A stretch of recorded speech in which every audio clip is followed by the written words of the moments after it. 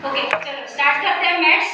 ठीक है, आज का सब्जेक्ट रहेगा मैथ्स और उसके अंदर कल मैंने एक सम करवाया था, लाइक आपको बोला था वैसे ही कि क्वेश्चन हम लोग पेपर पैटर्न के हिसाब से ही जाएंगे।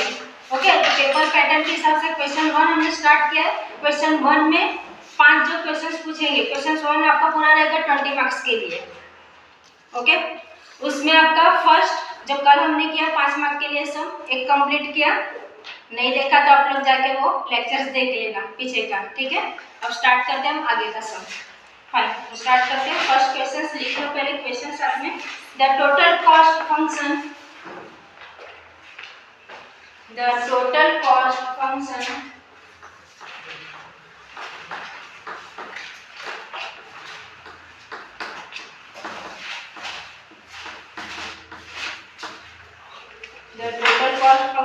is given by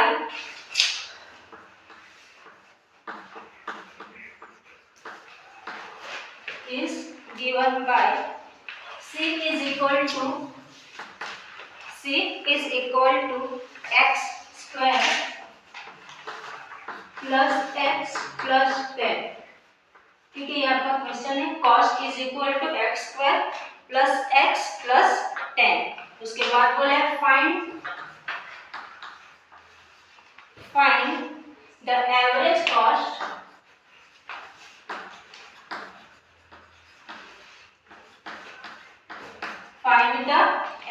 cost and marginal cost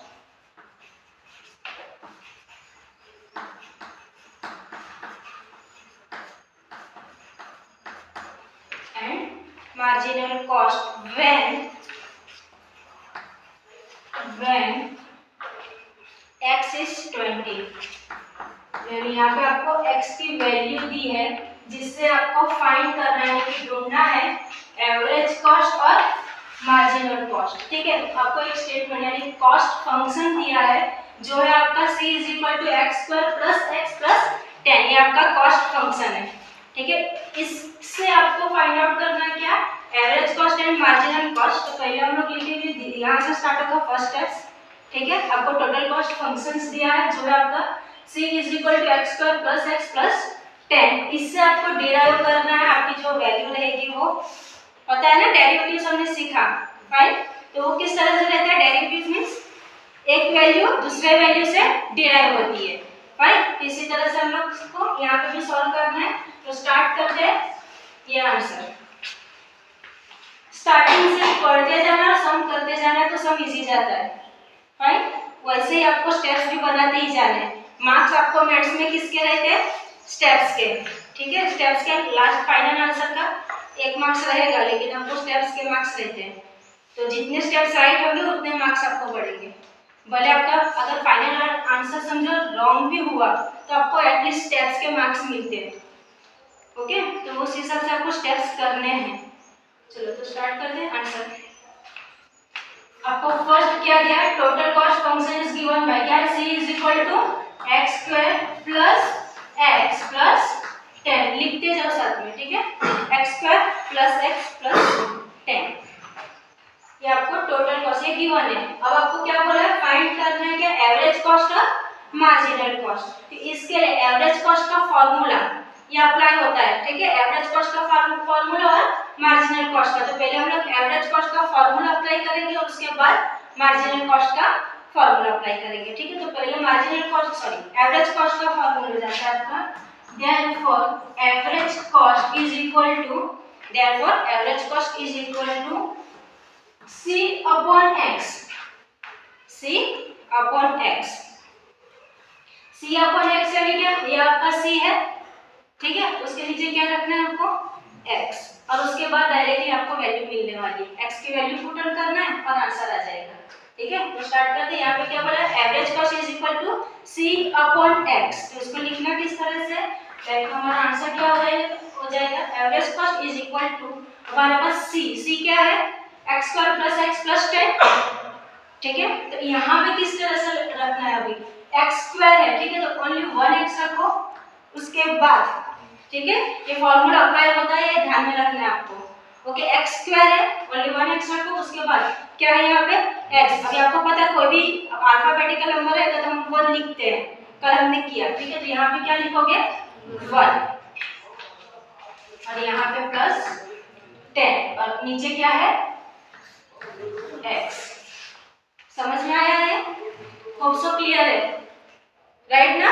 ठीक है। क्या था फॉर्मूला जो है वही आपको अंदर खाली पुट ऑन करना है कि average cost is equal to c upon x। तो c हमारे पास ऑलरेडी x² + x + 10। अब हमें वो फॉर्मूला यानी कि यहाँ पे रूल्स अप्लाई होते हैं उस तरह से हमें ये अप्लाई करके लिखना है, ठीक है। तो अब क्या था यहाँ पे x² का क्या हो जाएगा, यहाँ पे x 1 है, सिर्फ एक ही है अल्फाबेटिकल, ठीक है। तो क्या हो जाएगा उसका 1 और फिर +10 अपन क्या है x। क्लियर है ये? ठीक है, ओके। आगे क्या बोला था कि when x is 20 average cost और मार्जिनल कॉस्ट फाइंड आउट करना है जब हमारे पास x की वैल्यू कितनी है 20। तो अब हमें फाइंड आउट क्या करना है, ठीक है। वो वैल्यू जो x की वैल्यू दी है वो अंदर पुट ऑन करके सम सॉल्व करना है। फाइन, तो लिखो नाउ टू फाइंड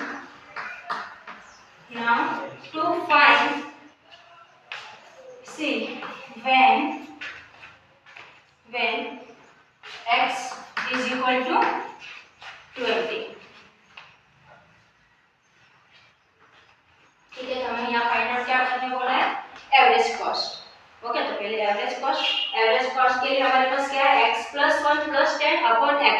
ये चाहे तो यहाँ पे वापस लिख सकते हो या फिर डायरेक्टली वैल्यू पुट ऑन कर सकते हो क्योंकि हमने ऑलरेडी लिखा है ये, ठीक है। वापस अगर लिखना है तो लिख सकते हो या फिर ऑलरेडी हम लिख चुके हैं तो डायरेक्टली वैल्यू अंदर पुट ऑन करते हैं। तो हमारे पास x कितना है 20 प्लस कितना 1 प्लस कितना 10 अपॉन कितना है x यानी कितना 20। ये सीधा ये स्टेप यहाँ तक सबको समझ में आ रहा है? इजी है ना स्टेप्स? ओके, अब इसको सॉल्व करना है। तो सॉल्व किस तरह से करोगे? बोर्ड में सबको पता है? बोर्ड में सुना है? नहीं सुना है, फर्स्ट टाइम तो सुना हमने। बोर्ड सुना है क्या? देखे नहीं दिया आप लोग ने, नहीं दिया ना 12th बोर्ड? कोरोना की मेहरबानी दिया था? 10th नहीं दिया था, ओके 12th बोर्ड दिया था, ठीक है। एक तो एक्सपीरियंस लिया क्या? Okay fine. यहाँ पे क्या बोर्ड मास यानी क्या पता है? ये मानी मैथ्स में या अकाउंट में किस में भी ये अप्लाई होता है, मोस्टली मैथ्स में। बोर्ड मास नहीं समझ में आ रहा है? ब्रैकेट ओपन, यहाँ पे डिडक्ट, माइनस, ऐड और सब्ट्रैक्ट। समझ में आया? अभी भी नहीं आया? हमें अगर आप अपने 10वीं में सम किए रहेंगे तो 10वीं में किए रहेंगे तो ओके, वहां पर क्या पहले ब्रैकेट को ओपन करते, ओके, उसके बाद डिवाइड करते। समझ में आ रहा है? पहले ब्रैकेट को ओपन करते, फिर डिवाइड करते, फिर माइनस करते, फिर ऐड करते और उसके बाद सब्ट्रैक्ट करते। समझ में आया ये? ठीक। अब यहाँ पे ब्रैकेट और ओपन है, यहाँ पे तो नहीं है ना, तो उसके बाद क्या है डिवाइड। तो आपको फर्स्ट कौन सा रूल अप्लाई करना है? डिवाइड का। समझ में आया? अगर ये भी अच्छे से सीख लोगे तो आपको सम्स रॉन्ग नहीं जाएंगे। कितने बचे इसमें? अभी यहाँ पे आप लोग क्या करोगे 20 + 1 + 10 बाद में डिवाइड करोगे, सम रॉन्ग हो जाएगा, आंसर रॉन्ग आएगा, ठीक है। तो यहाँ पे क्या है, तो ये रूल अप्लाई करना चाहे तो लिख लो बोर्ड मास, ठीक है। ये रूल अप्लाई करना है तो पहले यहाँ पे क्या होता है डिवाइड, ठीक है। बाकी तो सब हम लोग कर लेंगे, माइनस तो है नहीं तो डायरेक्ट क्या होगा ऐड। समझ में आया ना? ये हम बचपन में ही सीख चुके थे, लेकिन आप लोग की गलती नहीं है, कोरोना की गलती है क्या?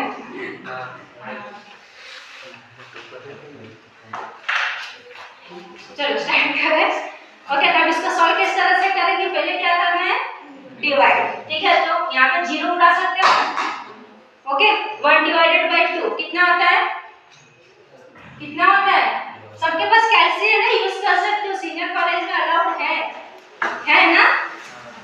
12th तक अलाउ नहीं रहता है, सीनियर कॉलेज में अलाउ है। आपको मैंने फर्स्ट लेक्चर से ही बोल दिया था कि कैलकुलेटर साथ में रखो तो फटाफट होगा, और वैसे भी इसको कैलकुलेटर से करने की भी जरूरत नहीं है। तो सबको पता है 1 / 2 यानी 2 का हाफ कितना हो गया 1 का 0.5, ठीक है 0.5। अब क्या करना है यहाँ पे ऐड। देखो वापस एक बार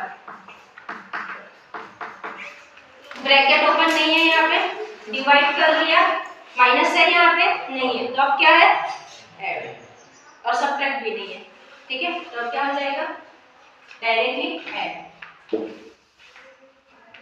तो ऐड करेंगे 20 प्लस 1 प्लस 0.5, तो आंसर कितना आता है करो 21.5। इजी था, ये हो गया आपका एवरेज कॉस्ट, था ना इजी। एवरेज कॉस्ट किस तरह से निकाला, सिर्फ फॉर्मूला अप्लाई करो और उसके अंदर वैल्यू पुट करो, सब कंप्लीट। एवरेज कॉस्ट हुआ। अब फाइंड आउट क्या करना है हमें, मार्जिनल कॉस्ट। तो मार्जिनल कॉस्ट के लिए पहले हमारे पास c इज इक्वल टू जो हमें दिया है फंक्शन, क्या दिया है x² प्लस x प्लस 10। अब हमें फाइंड आउट करना है मार्जिनल कॉस्ट। तो मार्जिनल कॉस्ट किस तरह से फाइंड आउट करेंगे, यहाँ पे आपका रूल अप्लाई होगा डेरिवेटिव्स वाला। कौन सा, डेरिवेटिव्स वाले जो फॉर्मूला से x², बताओ तो यहाँ पे कौन सा फॉर्मूला यूज होगा x² के लिए, डेरिवेटिव्स वाला कौन सा फॉर्मूला यूज होगा यहाँ पे,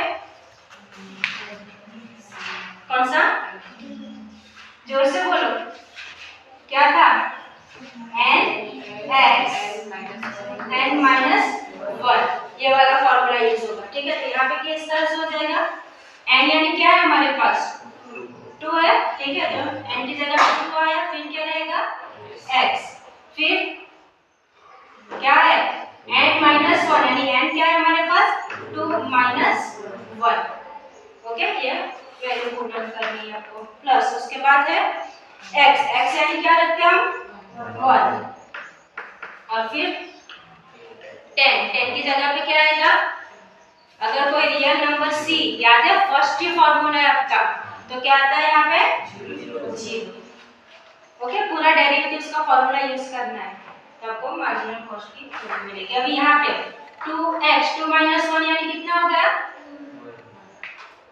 1, ठीक है, तो 1 लिखने की जरूरत है, ओके, तो 2x, ओके, फिर उसके बाद प्लस 1 और प्लस 0 लिखेंगे, जरूरत है नहीं ना, प्लस 0, ठीक है, तो 2x प्लस 1। अब इसके अंदर आपको x की वैल्यू कितनी है 20, क्योंकि हमें बोला है marginal cost when x is equal to 20, average cost हमने फाइंड आउट किया, ठीक है, सेम वे मार्जिनल कॉस्ट, ठीक है। तो मार्जिनल कॉस्ट के लिए हमारे पास जो फंक्शन है वो क्या है 2x प्लस 1। अब इसके अंदर आपको वैल्यू पुट करनी, x इज 20, ठीक है। तो यहाँ पे therefore 2 x कितनी है हमारे पास, कितना है 20 प्लस 1, इसको क्या करेंगे मल्टीप्लाई, तो 22 सा कितना हो गया, कितना हुआ 40 प्लस 1, तो आंसर कितना आया 41, वो हो गया आपका मार्जिनल कॉस्ट। सब समझा कि वापस एक्सप्लेन करो एक बार फास्ट कि समझा सबको। टोटल कॉस्ट फंक्शंस दिया है, क्या है c = x² + x + 10, ठीक है, उससे आपको फाइंड आउट करना है एवरेज कॉस्ट और मार्जिनल कॉस्ट। जब x की वैल्यू दी है 20, फाइन, तो पहले हम क्या करेंगे, जो हमें फंक्शन दिया वो फंक्शन लिख देना है, उससे डिराइव करना है क्या एवरेज कॉस्ट। एवरेज कॉस्ट का फार्मूला क्या होता है c/x, हमारे पास c है, उसका रूल अप्लाई होता है कि x² है तो खाली x रखेंगे यहाँ पे, प्लस x की जगह पे क्या हो जाएगा 1 और प्लस 10/x, ये हमने डायरेक्टली फार्मूला अप्लाई किया।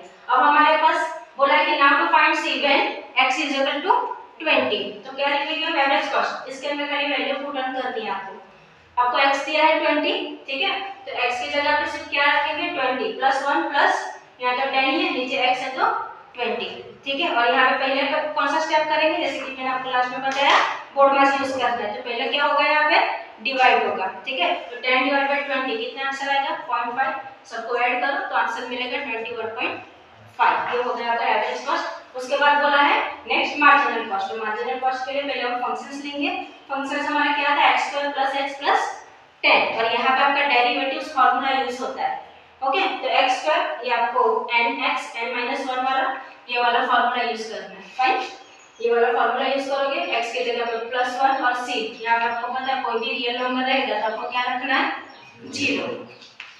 फिर 2x 2 माइनस 1 यानी 1 आता है तो 1 लिखने की हमें जरूरत नहीं है। 2x प्लस 1 तो यहाँ पे डायरेक्टली x की वैल्यू पुट ऑन करो 2, यहाँ पे हो गया 20 प्लस 1 तो आंसर 20 इंटू 2 कितना हो गया 40 प्लस 1 तो आंसर आता है 41। क्लियर है? ठीक है, चलो किसी को कोई डाउट है इसमें अभी? इजी था, कर पाओगे एग्जाम में?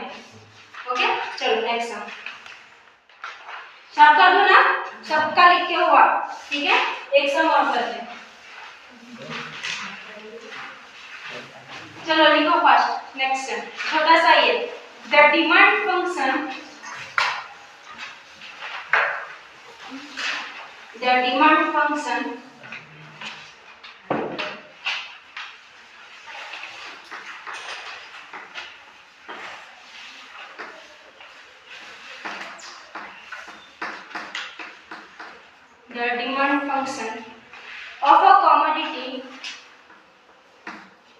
of a commodity is given by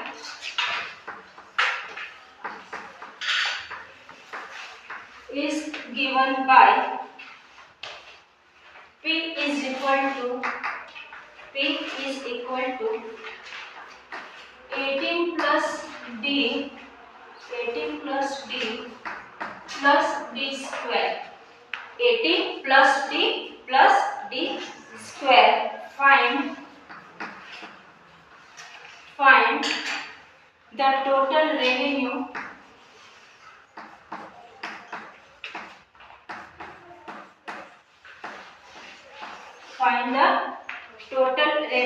and marginal revenue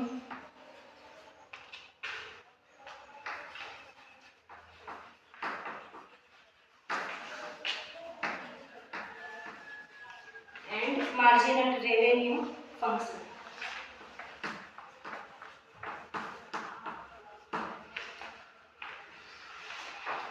maths के स्टार्टिंग के 3 चैप्टर मिक्स है आपका, हाँ आई थिंक ये 2 चैप्टर्स, इसके बाद क्वेश्चन 2 जाएगा वो चैप्टर 3 पे जाएगा, यानी 2 चैप्टर मिक्स रहेंगे यहाँ पे।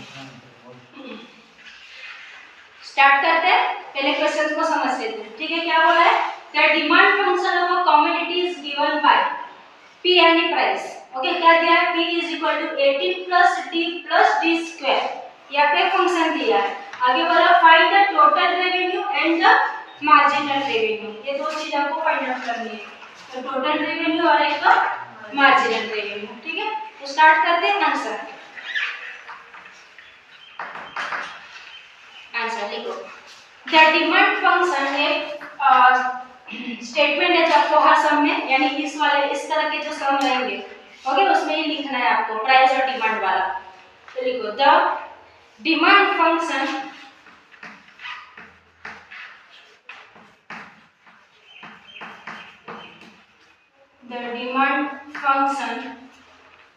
is given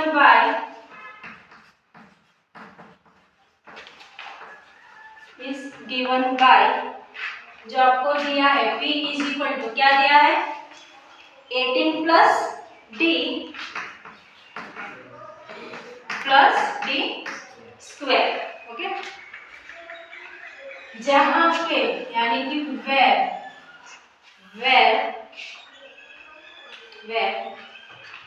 P हो जाता है आपका P is equal to price, ये स्टेटमेंट लिखना है, हाँ भले आपको मालूम है नहीं मालूम है, ये स्टेटमेंट लिखना है। When P is equal to price and दूसरा क्या आएगा, एक P यानी प्राइस होगा, दूसरा क्या होगा यस D यानी demand,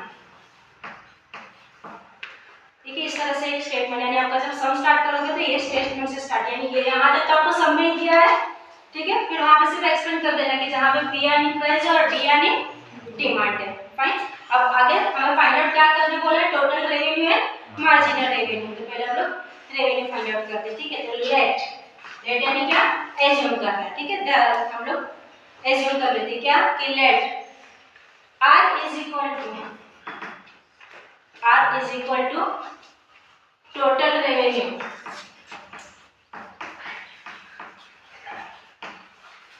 R is equal to total revenue. Therefore,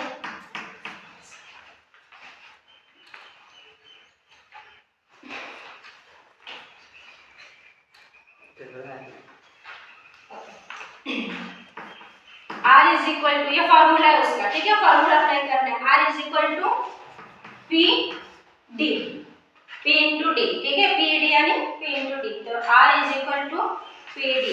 therefore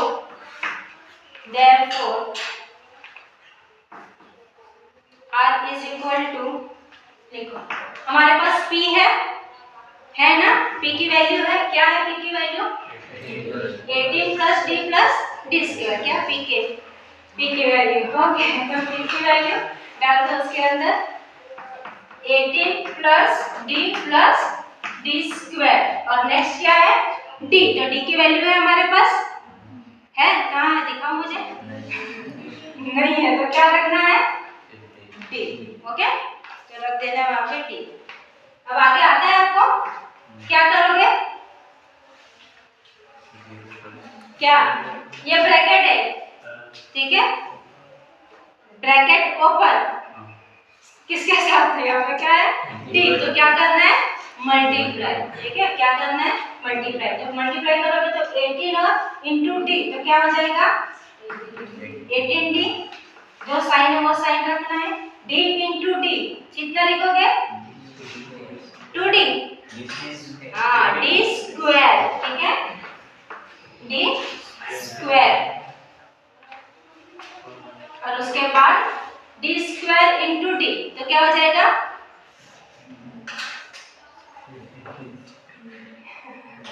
अब बताओ,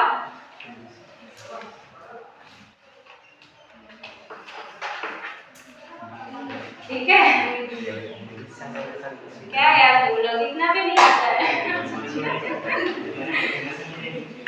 ठीक है, तो ये आपका आ गया R, ठीक है, एवरेज रेवेन्यू यानी कि total revenue, okay, total revenue ये आ गया। अब आपको क्या फाइंड आउट करना है मार्जिनल रेवेन्यू, चलो तो नेक्स्ट लिखो marginal revenue, marginal revenue is equal to dr upon dt, क्या लिखते हैं dr upon dt, marginal revenue क्या हुआ, कुछ कंफ्यूजन है, चलो आगे बढ़ते हैं। ओके, अब किस तरह से इसको करना है, ये जो हमारे पास लास्ट आंसर आया टोटल रेवेन्यू, उसको ही हम यहाँ पे अप्लाई करना है, लेकिन मार्जिनल के लिए डेरिवेटिव्स वैल्यू यूज होती है, लास्ट में भी हमने किया, ठीक है, वैसे यहाँ पे भी डेरिवेटिव्स यूज होता है। तो फर्स्ट यहाँ पे क्या है आपके पास 18D, तो D तो निकलेगा 18 रह जाएगा, ठीक है, प्लस यहाँ पे क्या है D स्क्वायर, बताओ तो क्या, कौन सा फॉर्मूला अप्लाई करोगे,